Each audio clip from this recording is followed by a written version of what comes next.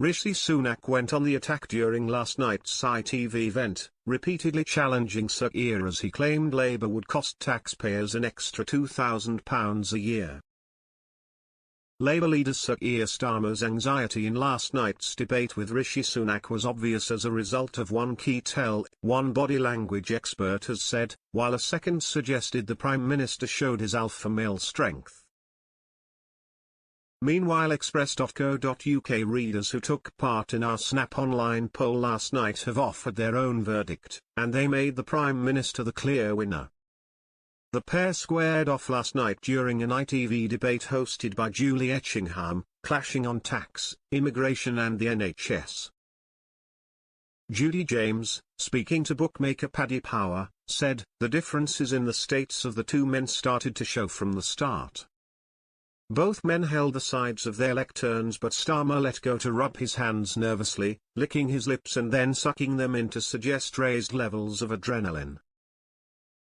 For his intro speech, Starmer's eyes missed the cameras, although the sense of passion was there in his head battens and his chopping right hand."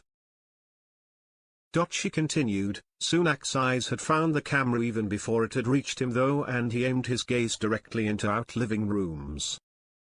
His eyes crinkled into a warm eye smile to suggest a relaxed mood while Starmer was tensely scribbling notes with his pen."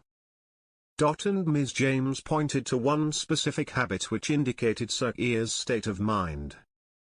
She explained, "The secret tell of the two men's contrasting states of anxiety arousal came from their blink rate. Starmer's blink rate increased during the debate, especially when he was under attack from Sunak. At more than one point this eye stutter became a complete closing of the eyes in a cut-off ritual as though retreating under attack. These eye stutters made him look rattled. Sunak's blinking was almost non-existent, suggesting high levels of calm confidence. His eye expression was relaxed as, in fight terms, he managed to box Starmer into a corner several times verbally, pinning him down by repeatedly asking what will you do? About several of the policies. Starmer's other key signal of inner anxiety was his greater use of verbal fillers. Under pressure we can tend to increase the use of and in our speech, and that was evident in Starmer's replies, while Rishi managed to sound more clear, concise, and filler-free with his answers. At one moment during the contest Ms. Etchingham was forced to intervene, asking both Sir Keir and Mr. Sunak to lower your voices.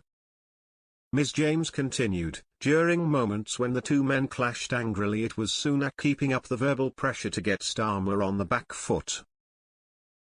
His plan appeared to be a role reversal, with him sounding like an attacking opposition rather than the incumbent PM. Their gesticulation defined two very different leadership styles. Starmer's fist-punching and grinding gestures suggested a desire to fight, and his precision gestures implied an eye for planning and detail. His hand placed over the chest gesture was used to show deep emotion as he spoke of his dad working in a factory, but then there was a puffed, splayed chest and a mocking smile to show aggressive arousal that looked like personal dislike when Sunak was speaking. At one point he even seemed to wince in frustration." Darren Stanton, another expert in body language who has worked on every debate since 2010, suggested Sir Keir Starmer had struggled to land a glove on Mr. Sunak. Speaking to OLBG, Mr. Stanton said, "From the outset, Sunak came over very well rehearsed, polished and professional, he had good eye contact, his tone and pitch came over very credible." That was true for most of the debate, although I saw some glitches along the way. For the most part, from a non-verbal perspective, Sunak was very slick, very well prepped. I noticed he had his notes there, as did Starmer, but he didn't seem to refer to his notes too often, whereas Sunak is a person who has to refer to his notes.